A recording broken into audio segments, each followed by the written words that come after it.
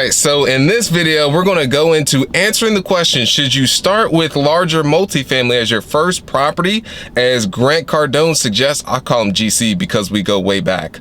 Or should you start with a smaller property? So go ahead and stay tuned because the answer that I have for you just may surprise you. And I would have to say no to this advice because minimally he suggests 16 units as being your first deal.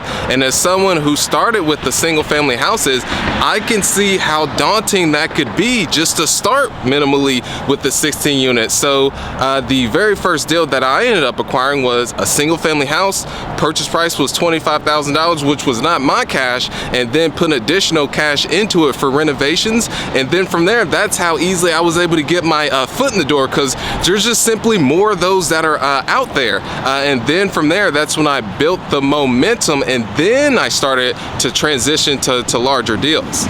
And even the common path that I see amongst other investors that are in larger multifamily deals is they started small and they were able to get their foot in the door, start to build the momentum, and then they had the confidence to make the transition to larger multifamily. And that's the exact same path that I took. Was I started with single family, bought 150 single families. Not sure if I would do to that scale again, but then had the confidence and made the transition to multifamily, and it was just a shift then and there, and there was really no hesitation, not much fear at all, because I had the track record of experience in building small wins and momentum to then take that success and transfer.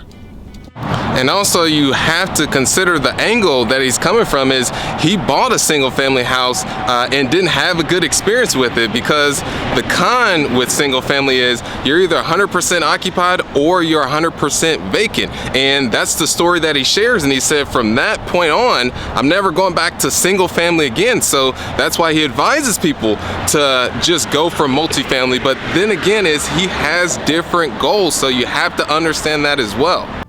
And even with all this, at the end of the day, is that it comes down to where you want to go long term. What's your financial goal? Because you may not even need all these multi units. You may just need a couple single families, and just not taking someone's advice blindly. And it's the same for myself, even though I'm a handsome bald guy, but still just taking the information and then understanding what your financial goals are, and then figuring out ways to reverse engineer in order to get to that.